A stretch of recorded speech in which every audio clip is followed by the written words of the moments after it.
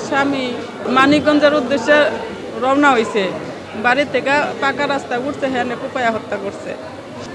কুপায়া হত্যা করছে, হ্যাঁ তখন তো আর মারা যায় নাই। তখন আমার পাশের বাড়ির এক ডাক দিছে গলা করে যে ভাবি বাইরে মাইরে হালাইলো, বাইরে মাইরে হালাইলো। পরে দৌড়ে গিয়া দৌড়ছি জড়া, তখন বলছে যে ওই নামটি আমার কাছে বইলা গেল, আব্দুল জলিল, বাসের, তারপরে বাবুল, বিল্টু, আলী, আহাত, সাইম, গফুর, মালেক।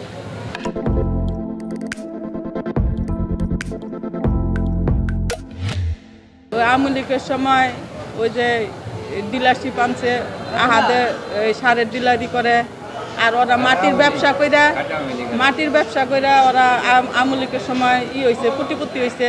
আমার বাবা হচ্ছে ডাঙ্গুইটা ইউনিয়ন বিএনপির সিনিয়র সহসভাপতি ছিলেন। আর ওনার সাথে বিরোধটা মূলত হচ্ছে, বাবা হচ্ছে মাটির ব্যবসা করতেন, মাটির ব্যবসাটা নিয়ে আসলে মূলত ওদের বিরোধ।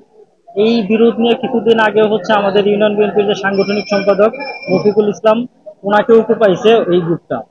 তো এর কিছুদিন পরে আজকে সকাল 10:30টার দিকে বাবার হত্যা করে।